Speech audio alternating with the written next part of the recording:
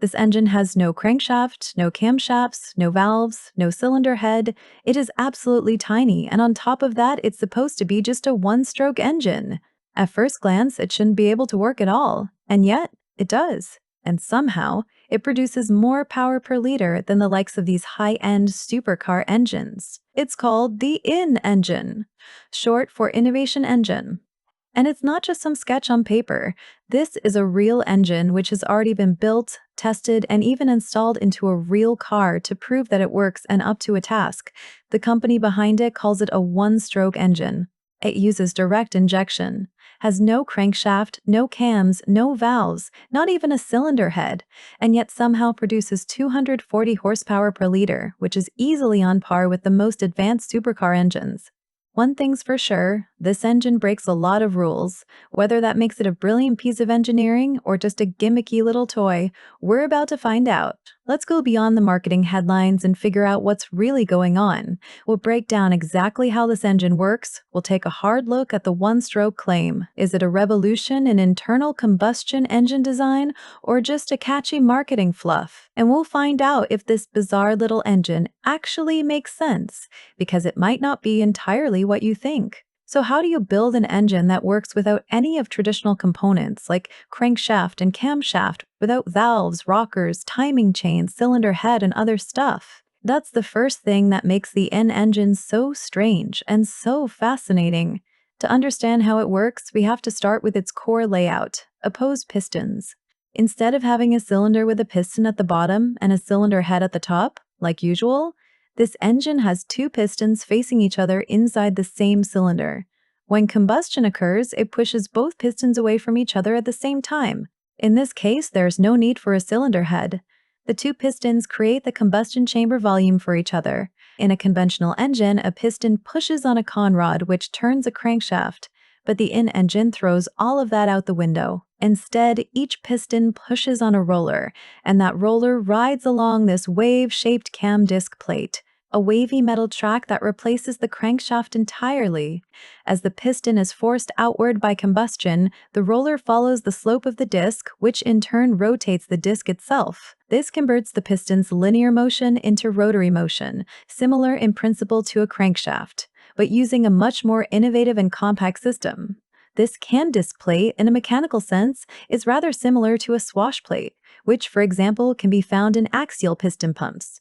The tilt of a swash plate controls how motion is transferred.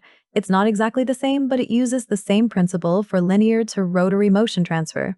So, there are two of these cam discs, one for each side of the engine, and they are connected through a central shaft. That means all 8 pistons, 4 on each side, work together to deliver torque through a single, continuous rotational output, and because torque exits from both ends of the shaft, the engine can theoretically power both axles of a vehicle, opening the door to a compact, balanced all-wheel drive system.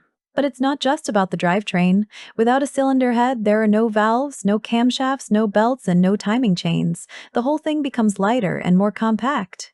One more interesting feature of this engine design is how they made it breathe.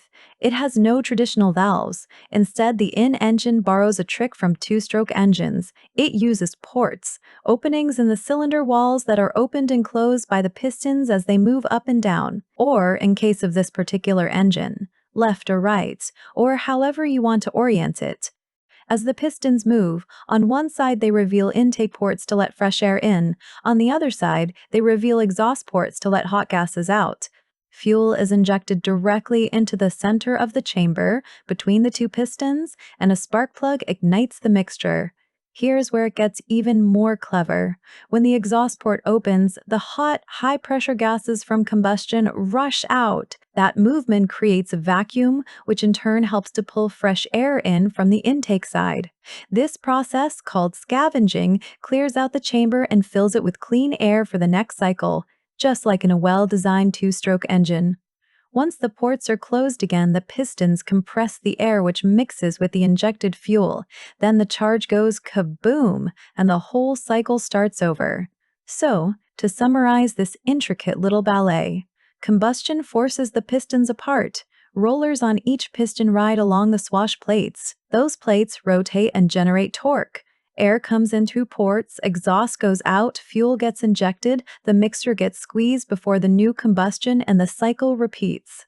It might look like a bit of a mechanical fever dream, but there's a very clear logic behind it. Linear motion in, rotary motion out. No valves, no crankshaft, just clever geometry, balanced forces, and smart packaging. Whether or not it's practical in the real world, this thing absolutely earns points for ingenuity and creativity. Now, before we go any further, we need to talk about the elephant in the room. In-engine calls this a one-stroke engine, and if you've made it this far, you're probably wondering, how can that possibly be true? Well, spoiler alert, it isn't, not in any traditional sense of the term.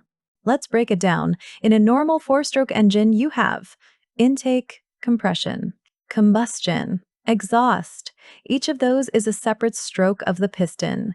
In a two-stroke engine, those steps are combined into two motions, one up, one down. Now watch what happens in the in-engine. Combustion happens as the pistons are pushed outward. Exhaust and intake occur during that same outward motion. Then compression starts as the pistons return inward.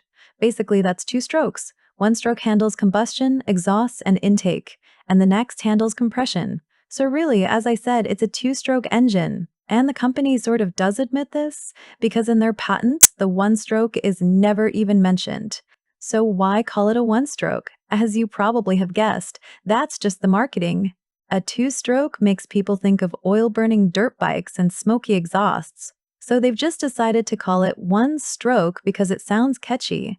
But let's be real, this is a two-stroke engine just with a unique layout. It doesn't use oil in the fuel like scooters, lawnmowers, and dirt bikes. It doesn't have a typical scavenging layout. But it absolutely still follows a two-stroke cycle. That doesn't make it necessarily bad, but it does make the title a little misleading.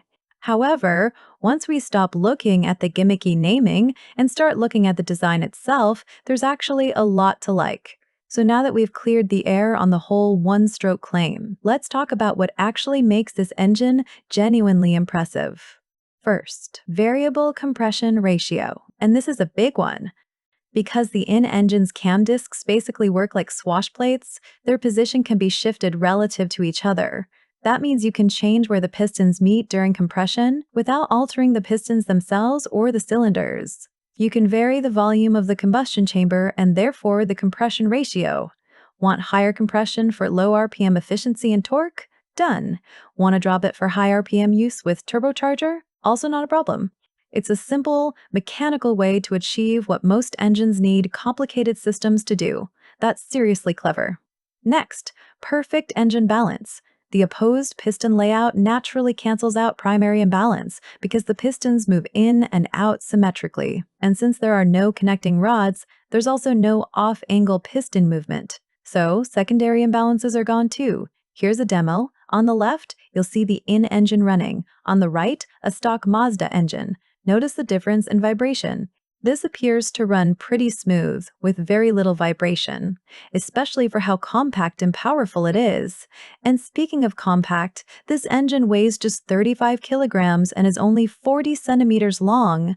That's tiny, and yet the in-engine makes 120 horsepower. It's small enough to mount almost anywhere.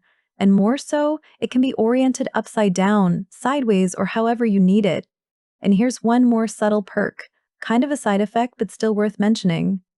Since there are no intake valves, you don't get the usual carbon buildup problem that modern direct injection engines often suffer from. In those engines, fuel never touches the back of the intake valves, so oil vapor slowly coats them with carbon. Over time, that leads to a bunch of problems which have to be sorted out. In the in-engine, that problem simply doesn't exist. No intake valves, no carbon buildup issues. So while the marketing might be a little over the top, the engine itself is actually full of smart, well-thought-out engineering. It's lightweight, it's balanced, and it's mechanically relatively simple. It definitely has some potential. Sounds absolutely peachy, right? But if it's so good, why aren't we already using it everywhere? Well, first of all, who knows? Maybe we still will someday. But the reality is, the in-engine has a serious uphill battle ahead.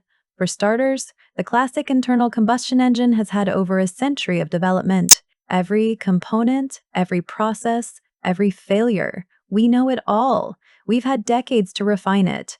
Traditional engine works really well, and nobody in their right mind is going to throw away that kind of proven reliability just because something new comes along. For the in-engine to carve out its slice of the market, it needs to bring something truly game-changing to the table. That means drastically more power, or dramatically less weight, or near zero emissions, or some other obvious, measurable, and indisputable advantage. A little less weight, a slightly more compact configuration, or smoother running might not be enough to convince serious manufacturers to completely retool their production lines for an engine that might still have some unknown issues. And let's not forget, internal combustion engine itself is on its way out. More and more industries are shifting to electric, so investing tens or hundreds of millions of dollars into building a supply chain for an entirely new combustion engine, even if it's promising, might not be the smartest play right now. And then there's this. One of this configuration's biggest advantages, its compactness, also creates a pretty big drawback: cooling. In a traditional engine, coolant can flow easily around each cylinder, removing heat efficiently. But in the in-engine, the cylinders are arranged in a tight circular layout, clustered around a central output shaft. That makes the middle of the engine a major heat zone, and it's hard to get enough coolant flow through that center area effectively, right where it's hottest. In hydraulic axial pumps, which have similar piston arrangements, that's not a big issue. But in an internal combustion engine with large amounts of waste heat, that heat buildup becomes a real engineering challenge. It's not unsolvable, but it's not trivial either. And if this engine were ever pushed to higher output levels or sustained loads, cooling might become a major limiting factor. So, the in-engine really does have some cool things going for it. It's lightweight, it's extremely compact, it has perfect balance and very little vibration, and it has a simple implementation of a variable compression system. It's mechanically clever, beautifully symmetrical, and full of smart little solutions. It is very promising. But the road ahead of it is definitely a tough one. Internal combustion is a mature technology and a shrinking market. Electric drivetrains are taking over, manufacturers are risk-averse, and something as radical as this would need to offer huge, undeniable advantages to get serious traction. Still, I genuinely hope it works out. Because, let's be honest, as petrol heads, we love this stuff. Every once in a while, it's just refreshing to see someone build something genuinely weird, mechanical, clever, and completely different. So here's to the in-engine. Whether it changes the world or not, it's a cool idea, and I'll be watching closely to see where it goes next. As cool as the in-engine is, not every weird engine design has honest intentions. In fact, in the next video, we're diving into a story that started with one of the most promising engine ideas ever pitched, and ended in something that looks a whole lot like a genius-level scam. You definitely don't want to miss what happens next.